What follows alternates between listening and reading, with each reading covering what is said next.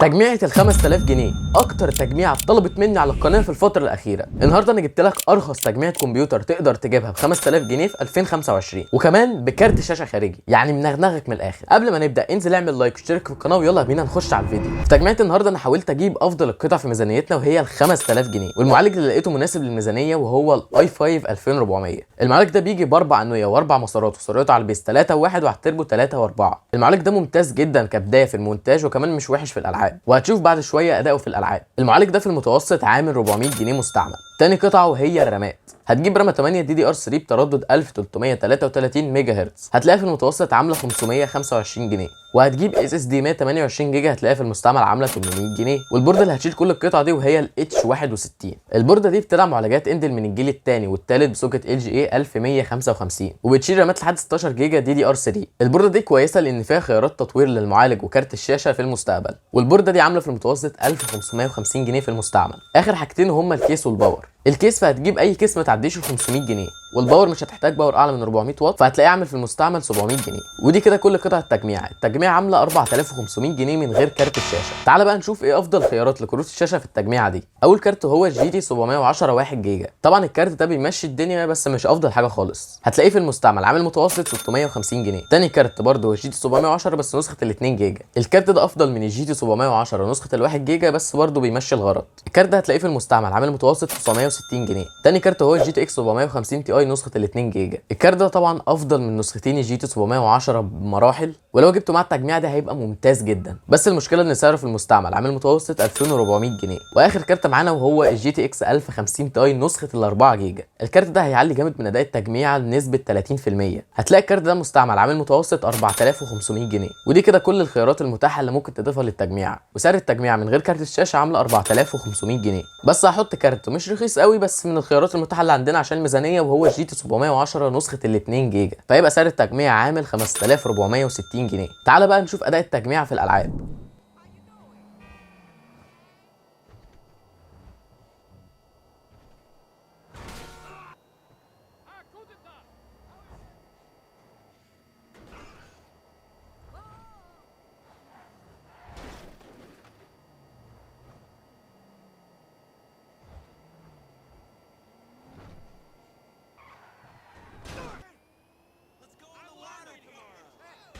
Forgive me!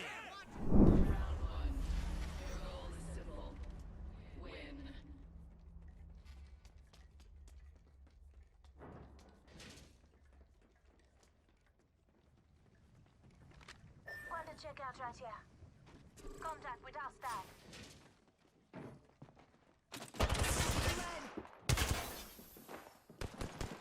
Listen up, I'm getting shot at.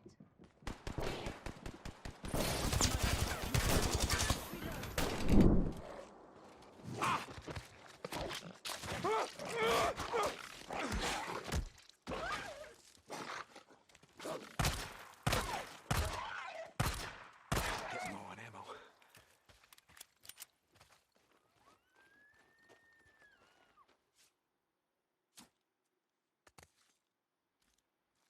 I can sell this.